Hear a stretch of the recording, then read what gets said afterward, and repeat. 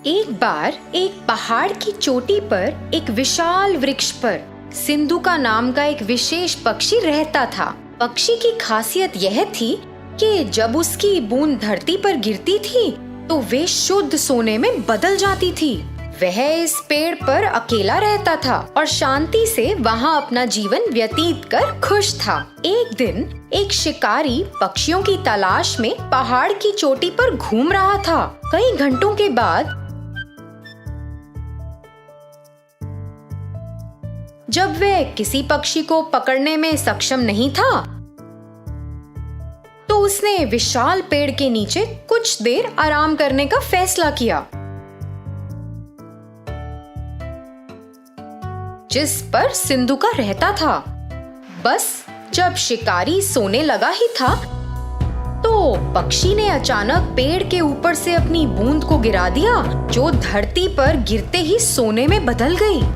शिकारी के चेहरे के ठीक बगल में सोने का टुकड़ा गिरा और जब उसने देखा तो उसने चिड़िया की ओर देखा।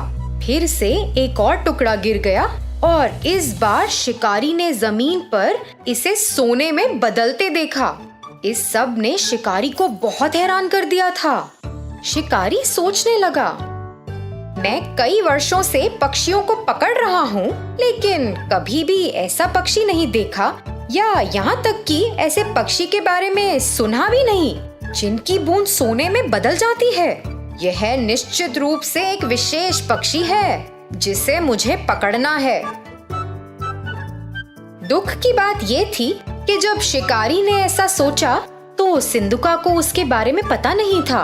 वह अपने पेड़ पर आराम कर रहा था और शिकारी योजना बना रहा था। शिकारी ने पेड़ पर एक जाल बहुत सावधानी से बिछा दिया जब पक्षी ध्यान नहीं दे रहा था और अंत में जाल में फंस गया। जब पक्षी जाल में फंस गया तो शिकारी ने उसे एक पिंजरे में डाल दिया और घर की ओर जाने लगा। उसी समय सिंधुका ने सोचा कि जाल पर ध्यान ना देने के लिए वह कितना लापरवाह था और इसी कारण से बेचारा पकड़ा गया।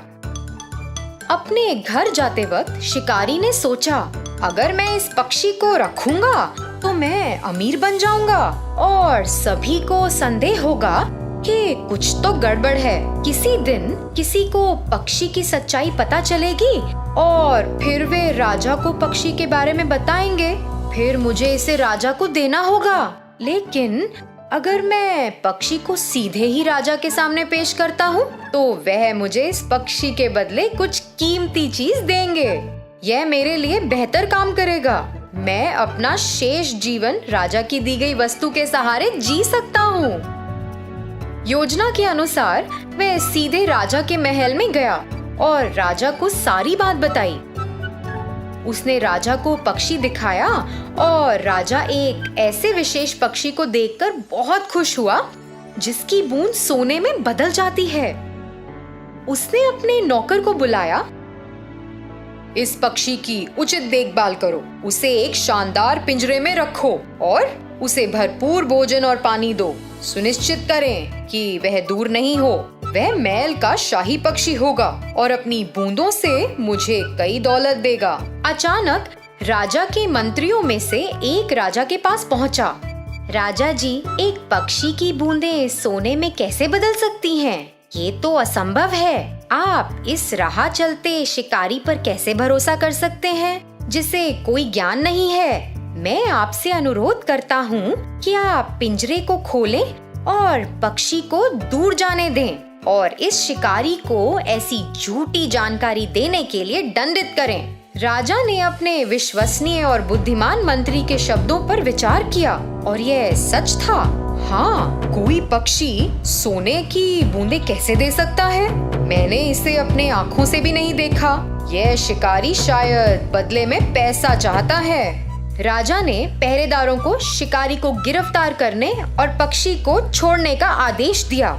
जैसे ही पक्षी मुक्त हुआ, वह उड़कर पास के एक दरवाजे के शीर्ष पर पहुंच गया और वहां बैठ गया। अचानक उसने अपनी बूंदों को गिराया जो सोने में बदल गईं। राजा और उनके मंत्रियों सहित सभी ने यह देखा और चौंक गए। राजा को पता था कि उसने एक गलती की है और तुरंत अपने पहरेदारों को पक्षी को पकड़ने का आदेश दिया, मगर बहुत देर हो चुकी थी। सिंधुका आकाश में उड़ गया और उसने खुद को फिर से लापरवाह नहीं होने का वादा किया। उसने दूसरे पहाड़ पर एक नए स्थान के लिए उड़ान भरी, जहां कोई भी उसे फिर से पकड़ ना पाए। तो बच्चों, इस कहानी से हमें क्या शिक्षा मिलती है कि चाहे कुछ कितना भी असंभव लगे, हमें उसकी पूरी तरह जांच करनी चाहिए। धन्यवाद।